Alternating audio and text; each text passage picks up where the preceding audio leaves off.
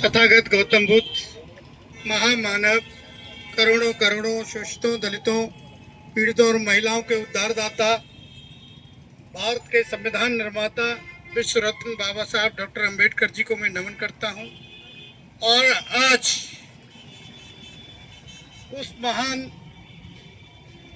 व्यक्तित्व के धनी की जयंती है जिसने अखंड भारत का निर्माण किया। परम पूज्य सम्राट अशोक जी की जयंती पर मैं सभी को, देशवासियों को, प्रदेशवासियों को और सभी जाति और धर्म के लोगों को शुभकामनाएं देता हूं, धन्यवाद देता हूं। महात्मा ज्योतिबा फूले, पेरियार जी, बाबा साहब डॉक्टर अंबेडकर और जितने भी महापुरुष इस समाज को आगे ले जाने के लिए पैदा हुए, उन्होंने अपना ज्ञान इस समाज के उद्धार में लगाया।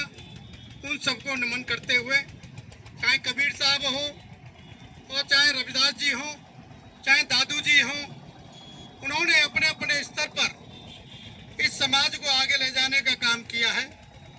उसी कड़ी में हजारों साल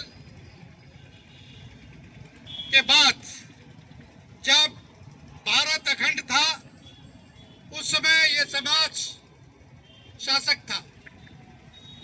और जब शासक था तो इस देश में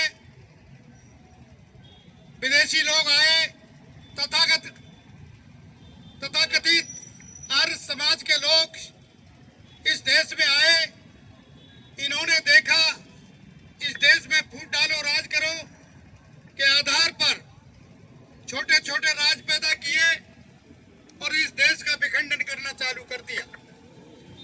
10वें व्रतरत हुए। उस समय तक इस देश में सोने की चिड़िया के नाम से पुकारा जाता था, अखंड भारत था।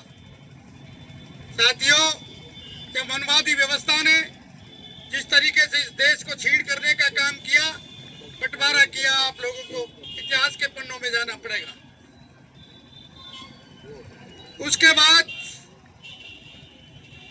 जब हम लोगों को गुलामी के शिकार बना दिया गया, हमको पढ़ना लिखना बंद कर दिया, आगे बढ़ना बंद किया, हमारी शासन व्यवस्था छीन ली गई, हमको अपंग बना दिया गया, जीने का अधिकार नहीं दिया। इन लोगों ने हमें पूरी तरह से हजारों सालों से गुलाम बना करके रखा था। साथियों, मैं धन्यवाद देता हूं सम्राट अशोक जी को। उन्होंने तथागत गौतम बुद्ध के मार्ग को जिस तरीके से पूरे विश्व में फैलाने का काम किया, 84 बुद्ध विहार बना करके, अभी सच के बैरवा जी कह रहे थे कि ध्यान साधना के माध्यम से इस समाज को इकट्ठा करने का काम उन्होंने किया। साथियों, आज इस देश में केवल ध्यान साधना से ही काम चलने वाला नहीं है। मैं ये कहना चाहता हूँ, आज वैज्ञानिक युग हो गया है। वैज्ञानिक युग के आधार पर आपको अपने अधिकारों की लड़ाई तो लड़नी पड़ेगी। जब अखंड भारत सम्राट अशोक के समय था, तो मैं धन्यवाद देता हूँ बाबा साहब डॉक्टर अंबेडकर जी को।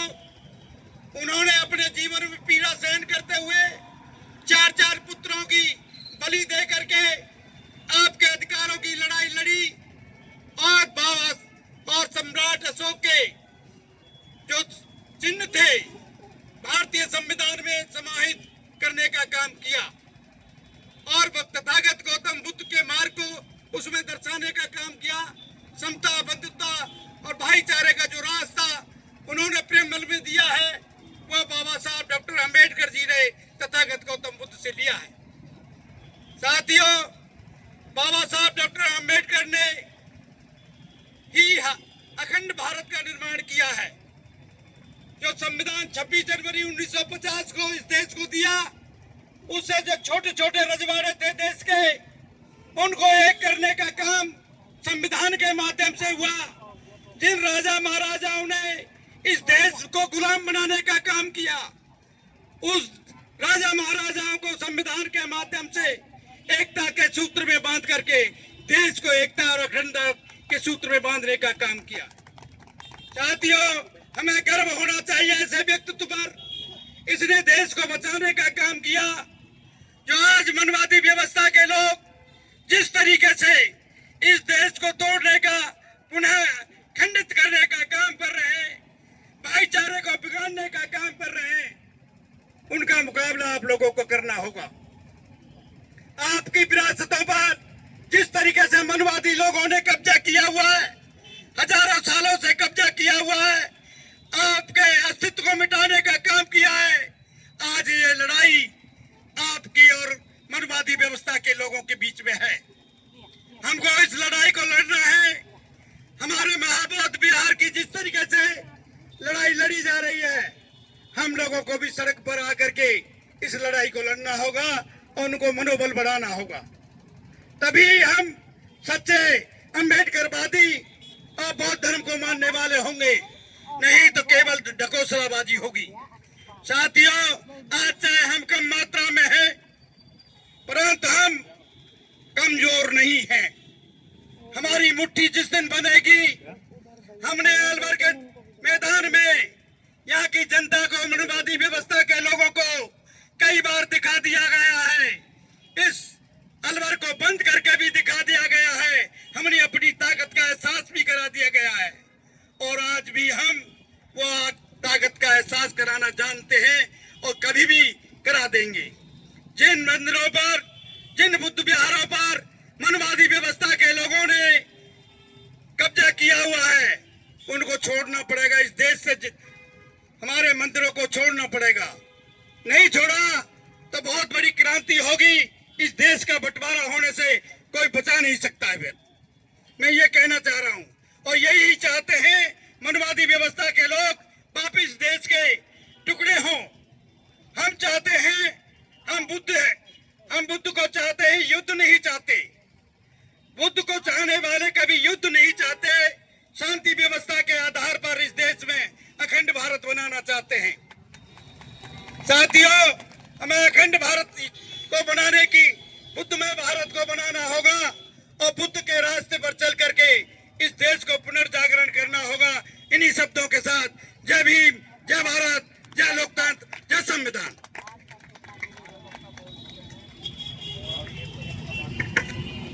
बहुत बहुत धन्यवाद करदम जी, काफी जोशीले रूप में अपनी बात कही। मैं अगले वक्ता के